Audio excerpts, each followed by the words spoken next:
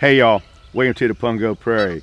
Well, I suppose a lot of you football fans out there are getting ready for a big Super Bowl weekend, and we are too at Pungo Boys BBQ, as we already have a lot of pre-orders to fill that folks will be picking up on Sunday for some great barbecue.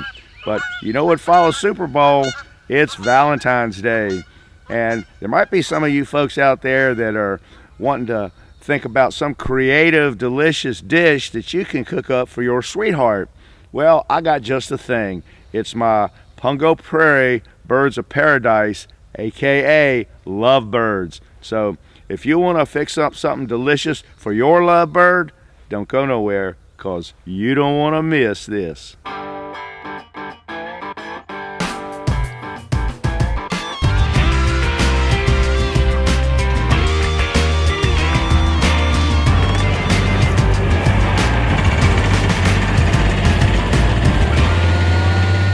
Now, cooking up these birds of paradise ain't like grilling up a hot dog. It's going to take just a little bit of effort. But I'm sure that your Valentine is worth it. Besides, it's going to be fun. Now, what we got going on here for the main event is 2 of these Rock Cornish Game Hens, about 24 ounces each. Now, we're going to make up a rice blend and cornbread stuffing to go in our game hens. So what we got here is some long grain white basmati, wild rice, red rice, and brown rice. Okay, we got us a fresh rosemary sprig that we're going to put in this half a cup of rice blend while we're steaming it up, along with just a little bit of salt. Now, while we're waiting for our birds to warm up, kind of acclimate a little bit to room temperature, I've taken a cup and a half of water and put in this little pot right here, along with the giblets that were in our hens. And I'm just going to bring it to a boil here. Now, we're just going to simmer our giblets here in that little pot for about 30 minutes and make us up a nice broth that we're going to use for steaming up our rice and making up our cornbread stuffing mix. Also, we're going to cut up the meat after it's cooked from those giblets and use it in our stuffing too.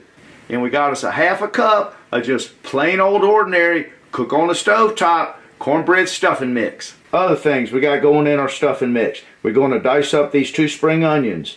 Going to dice up a 1/4 cup of this celery.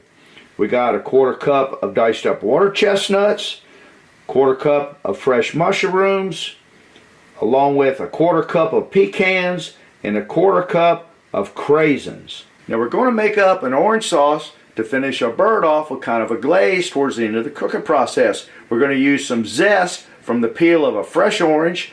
We're going to use 6 ounces or 3/4 of a cup of frozen orange juice concentrate. We got some golden raisins that are going in there, a little bit of sesame seed oil, a little bit of sesame seeds, about maybe a tablespoon, a little bit of salt, and a half a tablespoon of butter.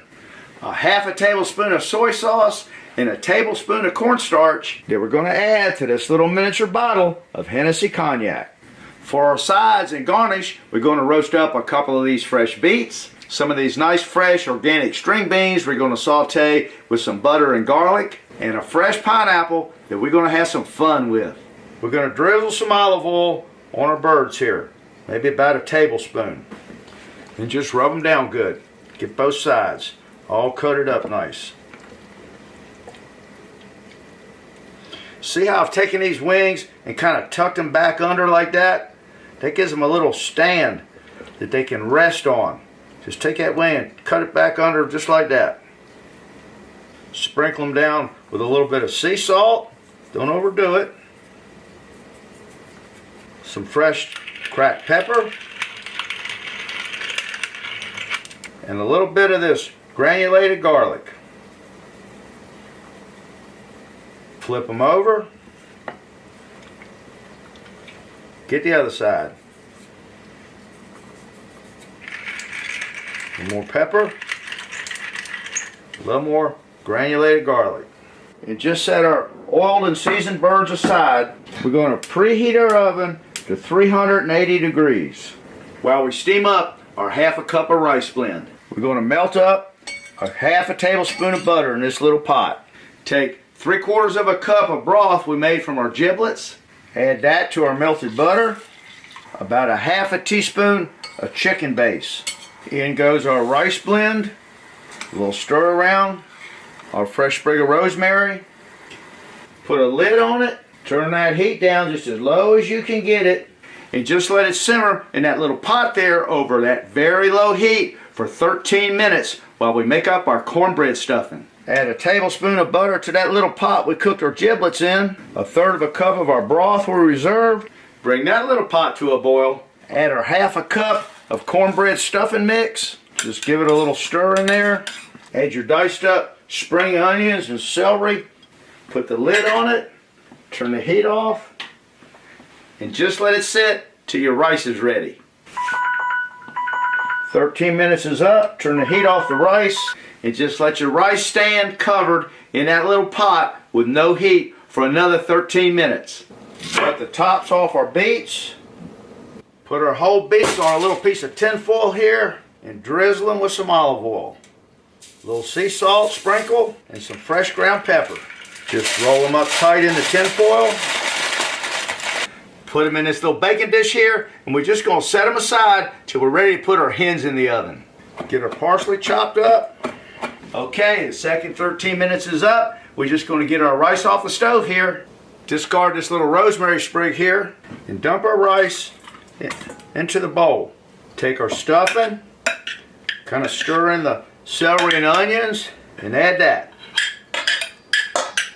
In goes our 1/4 cup of water chestnuts, our 1/4 cup of chopped up fresh mushrooms, our 1/4 cup of craisins, like dried cranberries, our 1/4 cup of chopped pecans, that little bit of meat we got from the giblets we chopped up, that in there, and about a tablespoon of our fresh up chopped parsley. Crack an egg and whisk your egg up. Get it all blended up nice. In goes the egg. Get that all blended up nice. Now I'm going to take about 3 tablespoons or about a 1/4 cup of this nice burgundy wine right here and add that into our stuffing mix. Maybe 1 more tablespoon of our dried cornbread stuffing mix.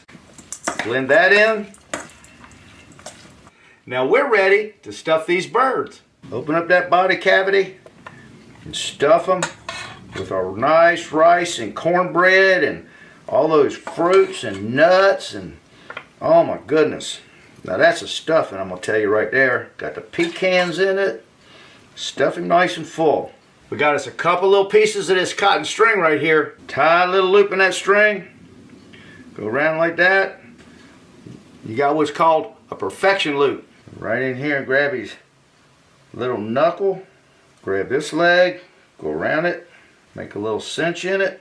It ain't like he's going to be jumping out of the pan or nothing, but I just like to keep them legs together. Take a knife, trim the extra string off.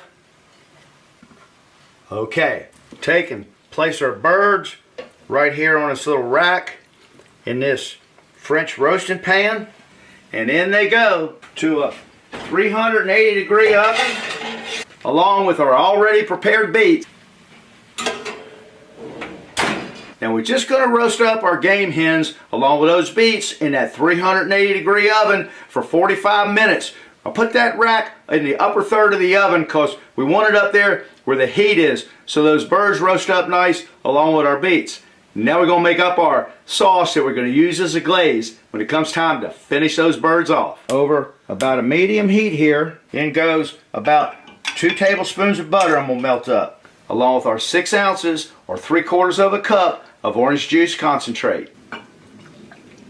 A 1/2 of a tablespoon of soy sauce, a dash of sesame oil, our 1/4 cup of golden raisins, a teaspoon of our sesame seeds. Now I got black and white here. You can use just white if you want to. Give all that a little stir around. And a nice generous tablespoon of some good old honey. And a 1/4 cup of water. Give all that a nice blend in there. And we're just going to bring our orange sauce up to a nice soft boil. Now I'm just going to add our leftover stuffing into this little pot that we steamed our rice up in.